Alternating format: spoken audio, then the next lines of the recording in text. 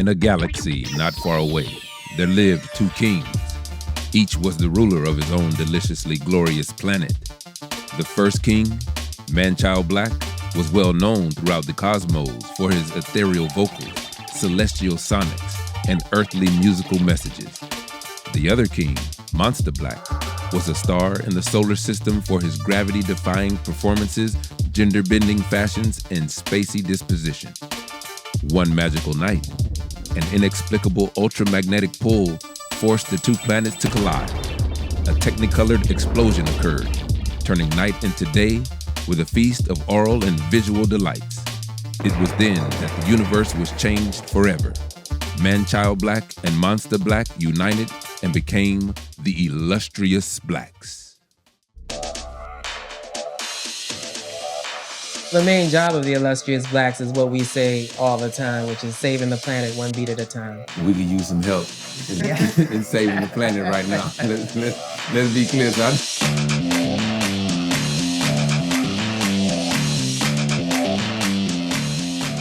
Would you consider your music to be political?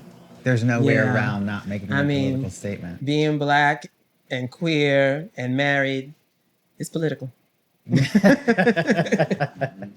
really didn't have to do anything. We could have stood still and not said a word. It would have been. That's real, though, right? I mean, by virtue of who you all are, without even singing one note, right? You know, you are walking billboard for liberation. You know.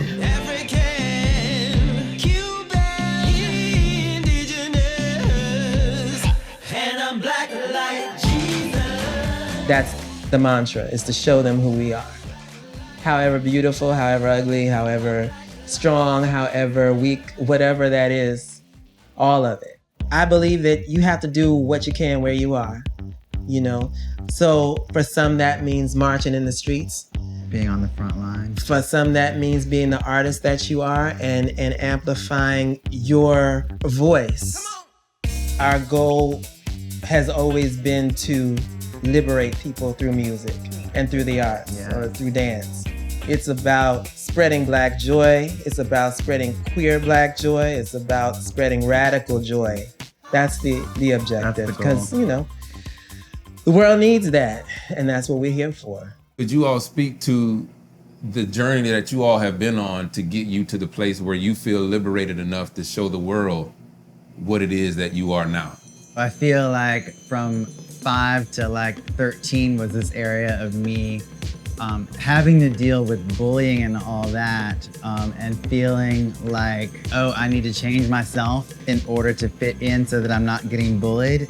But then on the same note, seeing other inspiration outside of myself, musical artists like Prince and Boy George from Culture Club, David Bowie, specifically androgynous people, Grace Jones, really giving me that sense of empowerment to not be fearful and just go into the world with the things that I imagine for myself.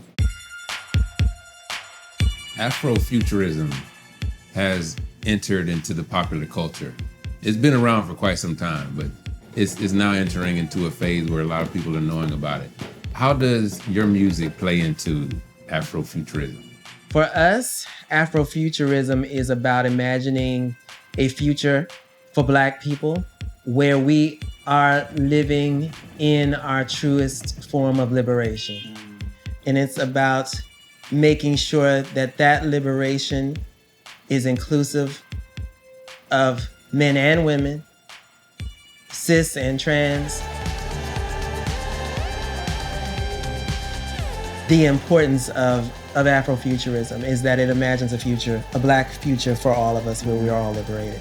How far off do you think we are from that future that you imagine where it's all inclusive when it comes to Black liberation? It feels as though before it felt like we were almost there, but then that was only because we didn't know we needed to take some steps back in order to really go through some stuff to get to that place.